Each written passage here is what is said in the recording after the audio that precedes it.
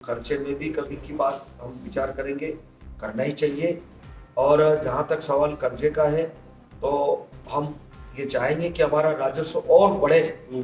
अब शिक्षा के क्षेत्र में, चिकित्सा के क्षेत्र में, उद्योगों के क्षेत्र में जो महत्वपूर्ण जो विषय है या महिला सशक्तिकरण का जहाँ तक सवाल है, इन सारी बातों का हम फोकस करेंगे। जनता पर कम भार पड़े और महिलाओं का विशेष ध्यान रखा जाए, ऐसा सुझाव आते हैं। मध्य प्रदेश की सरकार अपना बजट पेश करने जा रही है और वित्त मंत्री जगदीप देवड़ा हैं, 5वीं बार अपना पूर्ण बजट पेश करेंगे। लेकिन आप क्या सब जानते हैं कि बजट बनाने के लिए किस तरीके की तैयारी होती है? इस बार सरकार किस तरीके से लोगों से सुझाव लेकर बजट तैयार कर रही है? हमारे साथ खुद वित्त मंत्री मौजूद हैं। सर, आप तो इतनी बार बजट पेश कर चुके हैं, अब तो खासा अनुभव हो गया, लेकिन मोहन सरकार के लिए बेहद महत्वपूर्ण होगा। जनता उम्मीद लगाकर बैठी है, क्या खास रहने वाला है बजट में? सबसे महत्वपूर्ण बात तो यह है कि देश के हमारे यशस्वी प्रधानमंत्री नरेंद्र मोदी जी, जिनका मार्गदर्शन पूरे देश को मिलता है, वो फिर से प्रधानमंत्री के रूप में स्थापित हुए हैं। यह सबसे बड़ी गर्व की बात है और मैं यशस्वी प्रधानमंत्री नरेंद्र मोदी जी को धन्यवाद भी दूंगा कि उन्होंने बहुत सफल वित्त मंत्री जो निर्मला सीतारमण जी पहले रही है, उन्होंने अनेक बजट पेश किए हैं केंद्र सरकार के, भारत सरकार के, और फिर से उनको वित्त मंत्री के रूप में बिठाया है। तो मैं बधाई देना चाहूंगा उनको, उनके मार्गदर्शन में निश्चित रूप से जो केंद्र का बजट भी और मध्य प्रदेश सरकार का जो बजट भी आएगा, तो निश्चित रूप से बहुत ही उपयोगी बजट आएगा। सर, अभी तक जो सुझाव लिए, आम लोगों से भी सुझाव मांगे गए थे, कोई ऐसे आपको सुझाव लग रहे हैं कि वाकई में बजट में शामिल होंगे और जनता के लिए नए होंगे?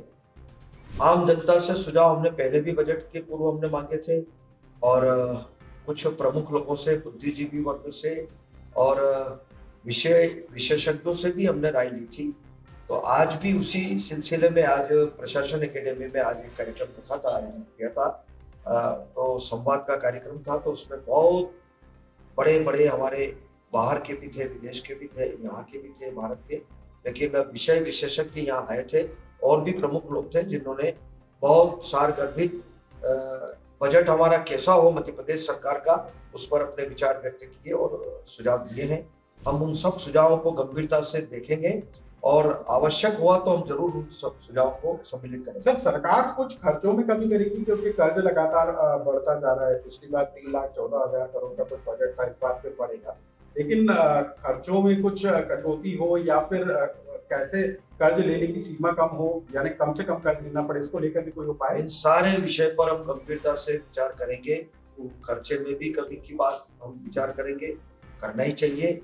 और जहाँ तक सवाल कर्जे का है, तो हम ये चाहेंगे कि हमारा राजस्व और बढ़े, तो नवाचार भी हम करेंगे ताकि खर्चे को जो सरकार के होना है, जो विभागों में होना है, जो मूलभूत आवश्यकताओं की पूर्ति होना है, बहुत सारे विभागों को हमको राशि आवंटित करना पड़ती है, तो निश्चित रूप से हम पूरी गंभीरता से कोई तय किया है सेक्टर के जहां पर सबसे ज्यादा इस बार बजट को आवंटन किया जाएगा ताकि जनता को लगे कि हाँ, अब नई सरकार है, नए काम हो रहे हैं? अब शिक्षा के क्षेत्र में, चिकित्सा के क्षेत्र में, उद्योगों के क्षेत्र में जो महत्वपूर्ण जो विषय है या महिला सशक्तिकरण का जहाँ तक सवाल है, इन सारी बातों का हम फोकस करेंगे। और हम तो ये है कि सर्वस्पर्शी बजट हमारा हो, सभी वर्गों का विशेष तौर से इसमें ध्यान रखेंगे। जनता का बजट जनता के लिए होना चाहिए और इसीलिए हमने जनता के सुझाव। सर, एक और आखिरी सवाल कि क्या परिवार से या क्योंकि हमारे बाहर देखते हैं जब आप बजट पेश करने जाते हैं तो आपकी जो पत्नी होती है वो आपको दही खिलाती है, तिलक लगाती है, घर परिवार से भी कुछ आप सुझाव लेते हैं जिसको बजट में इस बार हमको नजर आए? बिल्कुल, सभी से लेते हैं। जब आम जनता से लेते हैं तो परिवार के लोगों से भी लेते हैं, लेना भी चाहिए, सभी से लेना चाहिए। सर, कोई ऐसा सुझाव जो घर से आया और आपने अभी तक इम्प्लीमेंट किया हो? जनता पर कम भार पड़े और महिलाओं का विशेष ध्यान रखा जाए, ऐसा सुझाव आते हैं और निश्चित रूप से उस पर विचार करें। सर, महिलाओं की सुरक्षा को लेकर भी पूरा। तो वित्त मंत्री हैं जगदीप देवड़ा, आम लोगों से सुझाव ले रहे हैं, उसी के बाद राज्य का बजट पेश करेंगे। मंत्री अंताक्षरी।